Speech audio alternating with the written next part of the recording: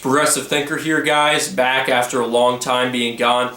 Today I'm going to be making a video in response to a video by Steven Crowder called Democratic Socialism is Still Socialism. Democratic socialism.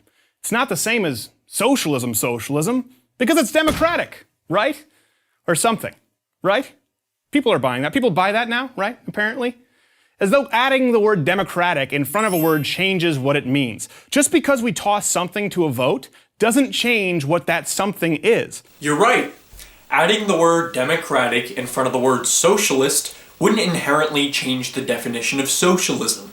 Not for the reason you think, though. The reason adding democratic in front of socialism in socialism's original definition doesn't change the definition of socialism is because socialism is inherently democratic. Advocated by the earliest socialist thinkers like Robert Owen, Charles Fourier, and Saint Simon, the goal of socialism was for the workers to democratically manage and own the means of production where they work. It should be noted, however, that the modern-day quote-unquote democratic socialism, the one that Steven Crowder here is referring to and the one that's touted by Bernie Sanders and his supporters, is not actually socialism. Quote-unquote democratic socialists in the United States today argue for increased regulation on Wall Street, higher taxes for the wealthy, universal health care, and free college education. In other words, they argue for a social democracy, socialist ideas applied to a capitalist economic system.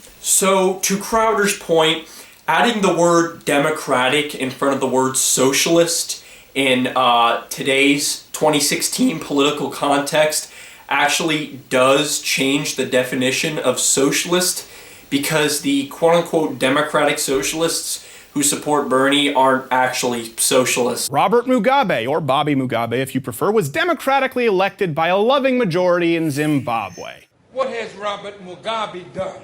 What did he do?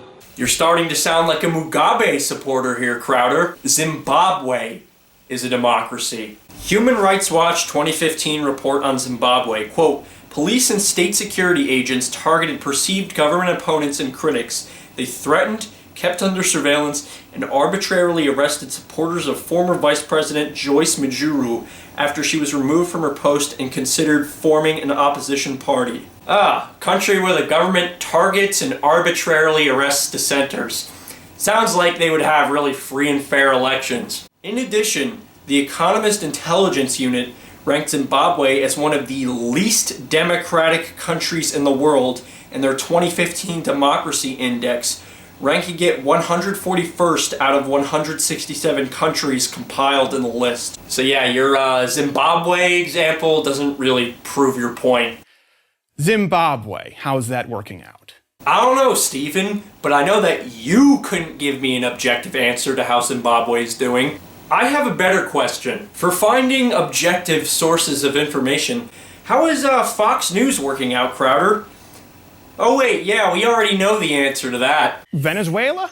Well, Hugo Chavez, noted personal favorite and friend of Sean Penn, to whom he constantly pointed as being unfairly characterized as a dictator when in fact he was democratically elected as a socialist. Well, how'd that work out for Venezuela? Contrary to what Fox News and Breitbart told you, Venezuela was actually a lot better off in 2013 when Chavez died than in 1999 when he rightly assumed power from an incredibly corrupt and unpopular government. Here are some statistics on Chavez's dreaded evil communist Venezuela.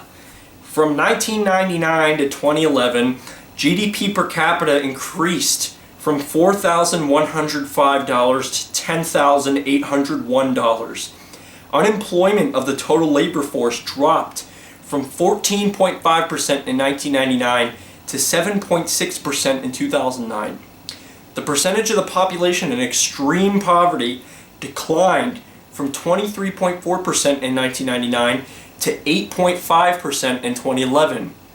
The infant mortality rate dropped from 20 per 1,000 births in 1999 to 13 per 1,000 births in 2011. Additionally, Chavez's self-proclaimed socialist government launched the quote-unquote Sucre mission in 2003. which has given hundreds of thousands of Venezuelans an opportunity to get a higher education. In fact, the nation's university population of around 2.6 million represents a tripling of the university population in 1998. Well, it's now on the brink of collapse, despite it being one of the most resource-rich nations in the entire world. Basic things like eggs, milk, flour, and toilet paper are either too expensive for the average Venezuelan or simply out of stock. Out of stock, mind you, democratically. Venezuela's current problems, which have been in the making for several years now, are due partly to falling oil prices and partly due to price controls that were implemented by Chavez in 2003. What right-wingers won't tell you is that the current problems facing Venezuela, civil unrest, inflation, shortage of goods, have all happened in Venezuela in the past under conservative governments as well. These economic problems actually led to the popular revolt which elected Chavez. Even Chavez's nationalization of basic industries back in 2007 and 2008 has been a fixture of non-socialist political parties in Venezuela as far back as the 1930s. Some of those industries that Chavez took over, such as steel, telecommunications, electricity, had been nationalized a long time ago before they were privatized again in the 1990s, coinciding with Venezuela's economic problems that led to the rise of Chavez. By following the well-informed policy of steel and oil nationalization, the Venezuelan government has appropriated millions worth in unproductive wealth and spent it to improve the living standards of the Venezuelan people. So, Crowder, how would you say it worked out in Venezuela then? I mean, I know you hadn't looked at those statistics before. I know you hadn't looked at anything that didn't confirm your pre-existing opinion, but, you know, maybe those will help. Let's move on to example number 2. Denmark? Okay, here's the time where you point to an entirely homogeneous population about 1/60th the size of America's, and you point to that as the blueprint. Okay, let's go there. Yeah. Denmark is an ethnically and culturally homogeneous society that's 1/60th the size in the United States. Those are statements, not arguments. Over time, the greatest enemy of socialism is reality. The reality that human nature will invariably pull certain people toward individualism and success, and others toward laziness and collectivism. So you quite clearly do not understand what socialism is. While I'm not a socialist, I can tell you that after reading Marx and Engels, and after conversing with real socialists, having been a socialist myself at one point, that socialists don't believe in laziness. They actually believe in a meritocracy. Socialists believe that the more you work, the more you should get in return. This is known as from each according to his ability to each according to his contribution. This is almost kind of like the Marxist version of the marginal productivity theory, Adam Smith's marginal productivity theory. In fact, socialists would argue that capitalism promotes laziness while socialism does not. Capitalists, the Reds would argue, appropriate the value of the products produced by workers while doing no actual work themselves. Now, you could disagree whether capitalism actually promotes laziness, whether socialism actually promotes lazy hipsters and whatnot, but the fundamental thing you're missing, the fundamental thing that you're mischaracterizing about socialists is that, they believe in socialism because they're lazy. They just want free welfare checks. Quite the opposite. The tension between the makers and the takers always leads to socialism's inevitable collapse. The makers. Kind of like those workers that produce your camera that you're using to spout your bullshit right now, and the takers. Oh, kind of like Prager, the right-wing think tank that's using your uninformed video right now with free cash they receive from the fracking companies. But I know that I can give you examples of failed socialist economies until I'm blue in the face, and you won't care. Because at least socialism is inherently more morally altruistic than the evil, greedy, capitalist warmongering seen in the West. Greed? What's more greedy than wanting to take from someone else something that you haven't earned? Workers owning and democratically managing the means of production. No, don't see anything about theft there. Unlike capitalism, free enterprise, which can only occur truly through voluntary transaction. Here we go with the typical ANCAP bullshit. Can only occur through voluntary transactions.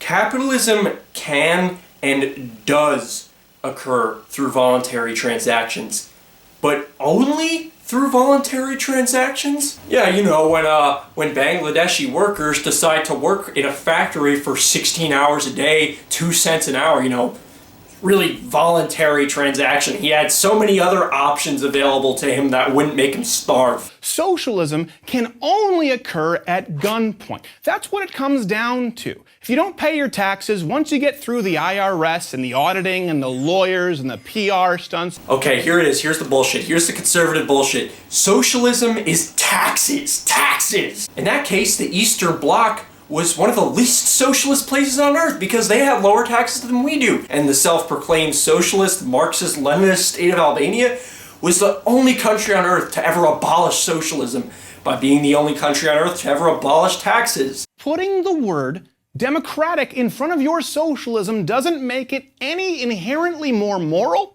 nor less violent. Did you get that, American wannabe socialists?